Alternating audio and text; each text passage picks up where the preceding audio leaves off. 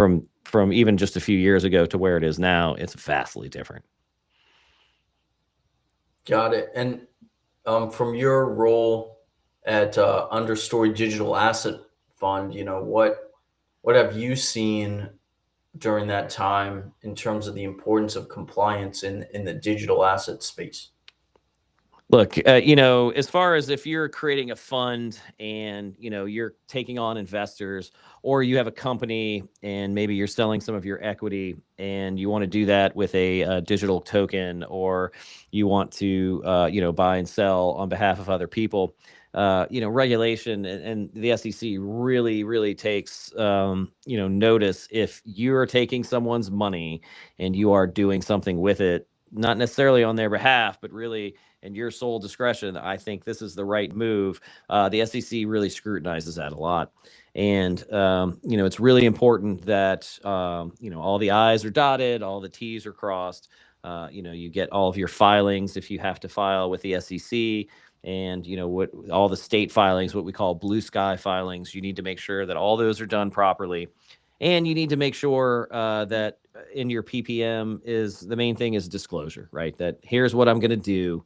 Here are the risks involved in this, and here's what I'm laying out to others. And then obviously you'll have things like know your customer and anti-money laundering, making sure they're accredited investors, sort of all those different things that as fund owners have looked at.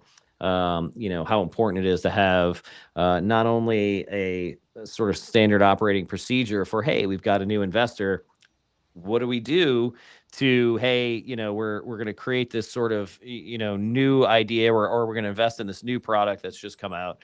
Do we need to update something? Do we need to tell our investors that we're doing that, or is it already covered in the PPM? Because as the space here in Web3 is so fast and moves so quickly that sometimes you'll want to do something and it's like, well, we did disclose everything that we thought could exist at the time, but this new thing just was created, and maybe we should update our PPM to let people know, hey, this is a new thing, and then give them an opportunity to absorb it. So those are some of the things that we've seen. And because you'll have an idea and then the market's out there doing something entirely different, and you're like, that's also a good idea, let's take a look at that.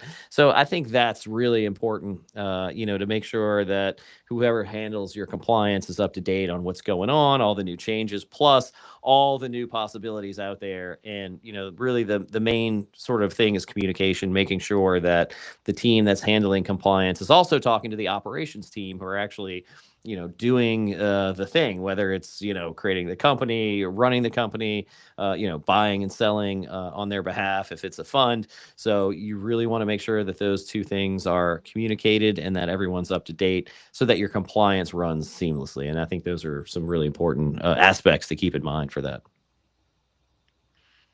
Yes, sir. And